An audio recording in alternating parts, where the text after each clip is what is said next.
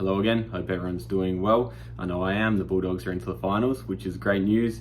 The Collingwood-Carlton game looked unbelievable. I didn't get to watch it because it was a bit late over here in the US. I got to watch the Bulldogs game before it. But yeah, just amazing news and very excited for finals footy.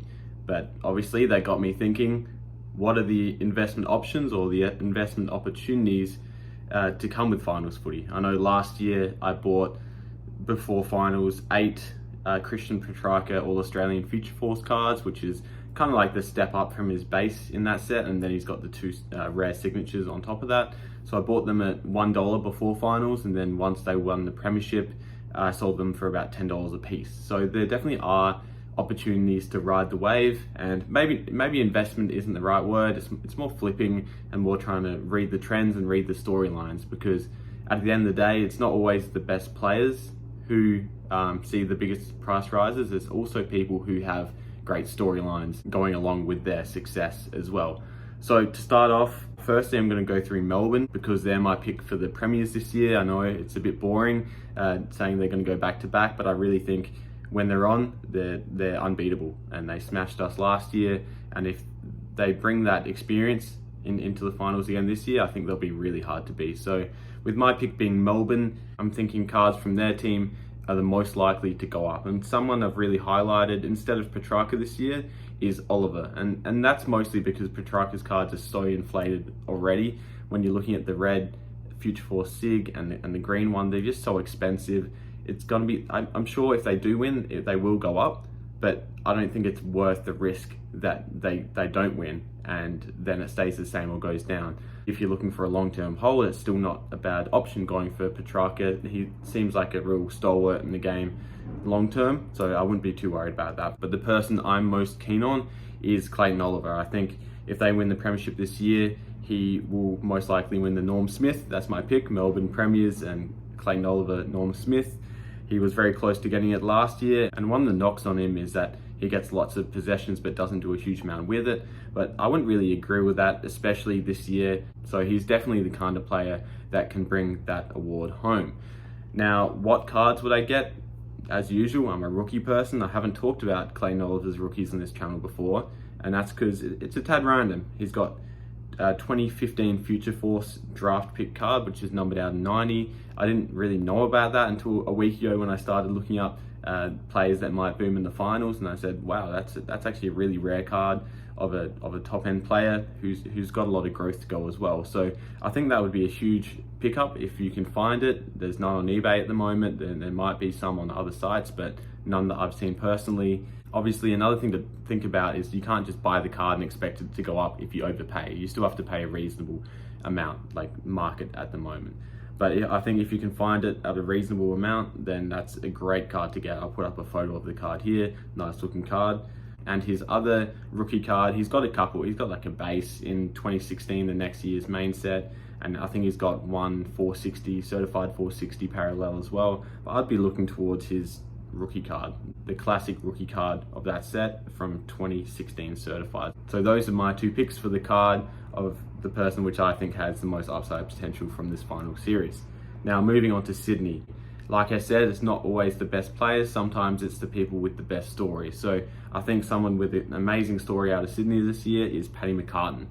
He had a horrible start to his career, a lot of concussions obviously, and had to leave the game for a bit, but he's back and he's playing fantastic. So if they were to win the premiership, I think that story would just be front page news and his cards are bound to go up a bit. Now, what cards am I talking about? He is in 2014 Future Force, same draft crop as Petrarca, and he's got the classic base All-Australian parallel like Petrarca, and then the red and the green signature as well. The other people in Sydney that I'd keep an eye on is Lance Franklin, but that's just an obvious one for me. I'm always looking for his cards anyway. And also Isaac Heaney is a very important part of that team and someone whose cards are bound to go up if they end up winning the flag.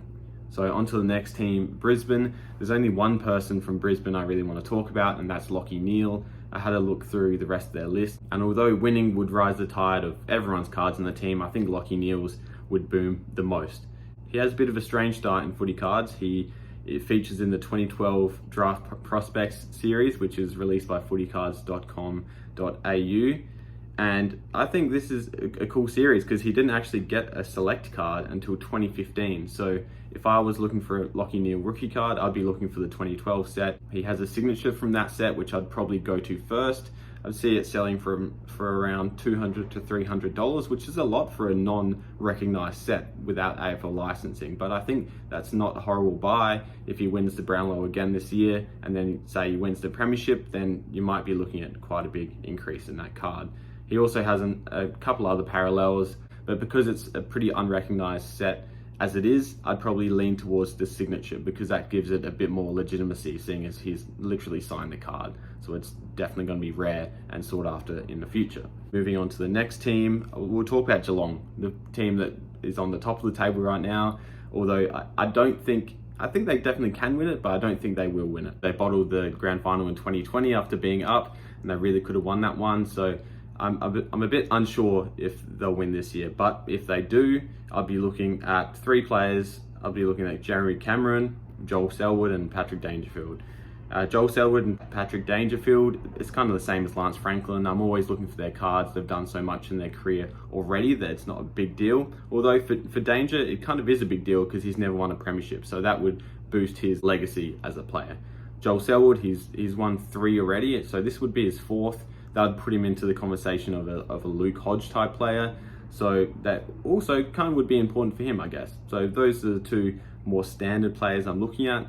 The third one is arguably the Cats' most damaging and important player this year, Jeremy Cameron.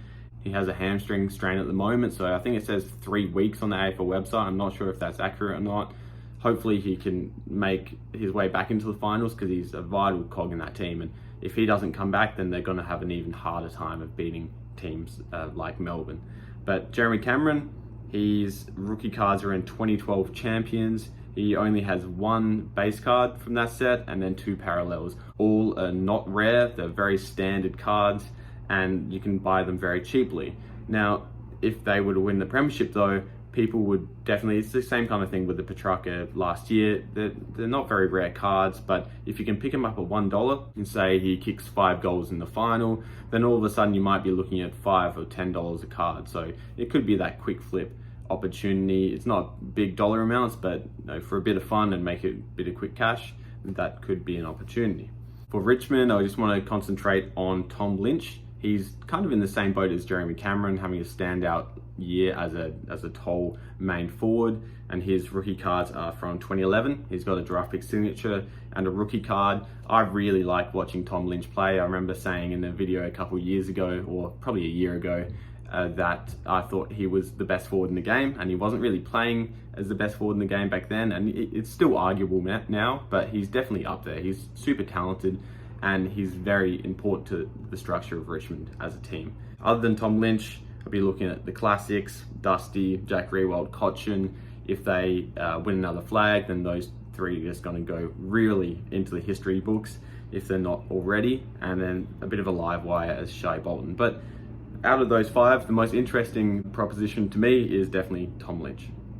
Next, I'm looking at Fremantle. By the way, obviously this isn't in ladder order, this is just randomly as I had them written down, but Fremantle, the person I'm looking at is David Mundy. He's retiring at the end of this year, so it's one of those things where that big milestone event in someone's career usually sees an increase in prices. His rookie cards are from 2006 Supreme, where he has a base card and a die card. So it's similar to Jeremy Cameron. I don't really see these as long-term investments. I can definitely see collectors wanting to snap them up in high grade. If I was a Freo collector, I'd definitely want this David Mundy rookie card, even if it's not really worth anything. But it's the same kind of thing. If they win and everyone's going mad for Freo, it's something that people are going to start looking for. So that could see a bit of a jump. And then for a bit of a younger player to mix it up, we've got Andrew Brayshaw. I know he has Future Force rookie cards.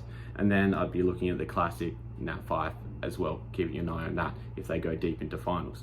Okay, so the last 2 teams now, I've been rambling a bit, so I'm just going to speed it up. For Collingwood, I'm picking Pendles. His draft pick signature and rookie card are still quite undervalued in my eyes and definitely have a chance of increasing in the short and in the long term.